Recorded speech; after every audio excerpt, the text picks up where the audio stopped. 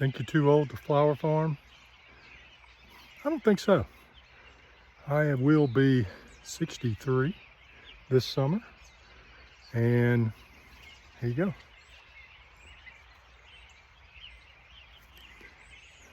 It's with no tractor. Let me show you what I'm doing. Because the way our land's situated, kind of narrow and long, got a lot of short rows. These are ones that I just started.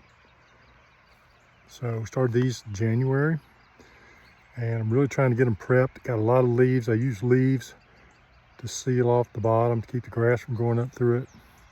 And I started applying some cheap topsoil and now some compost. So we've got 4 short rows.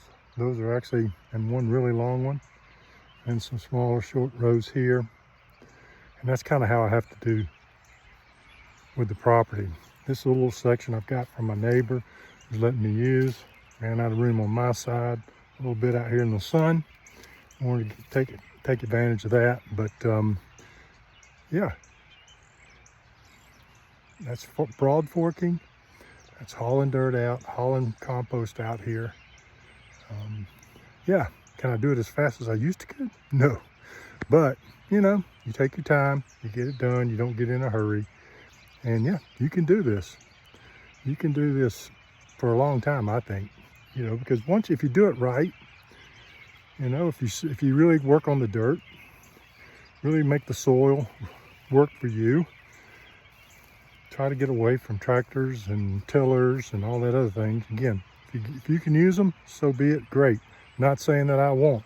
I might take those fields and I might put a tiller to them just to speed things up, because I really would have liked to have started on them, you know, back late summer, early fall, and give them more time to get ready. But we'll see how they do. You know, if they're not ready by end of next month, end of March, then yeah, I'll look at it and see what the long-term weather looks like, and decide whether I really need to kind of break it up one last time before I put some things in there. But the overall plan, again, as always, is to get as much on the ground as I possibly can. A lot of things to feed the soil. That is really the secret. Tons of videos out there. You can look at a lot of those. I'm not the expert, but I definitely understand enough, and I've seen enough to see how vital and how quickly you can make really bad soil really good soil. So if you look again here behind me, this back over here, this was just pure pasture. No animals on it, probably haven't been animals on it for, I don't know, maybe 50 years. But it's just been cut, recut, cut, recut, weeds, everything else. But it's soon going to be a part of the flower. So that's really how it goes. Don't want you to be scared. If you're too old, think you're too old. I kind of was worried about that when I first got started. You know, like, oh man, at that time I was right at getting close to 60, and really just enjoyed it and got after it, and it works. So yeah, you don't need a lot of equipment. You just need patience.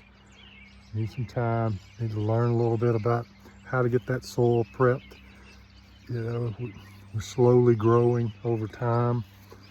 You know, we'll see whether somewhere off-site may be the future. I don't know. We'll have to see.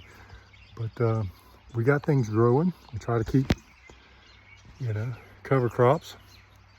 Didn't do a great job with that this winter, but hey, I'm learning. I got a lot of things in the ground. I got a lot of stuff started and got a lot of stuff in the fall. So it's all there. You can do it. If this is something you want to do, I really want to encourage you to do it. I can't tell you how much I enjoy it. It's great. You can hear the birds singing. It's February. We're having that kind of fake spring. But the birds are back, really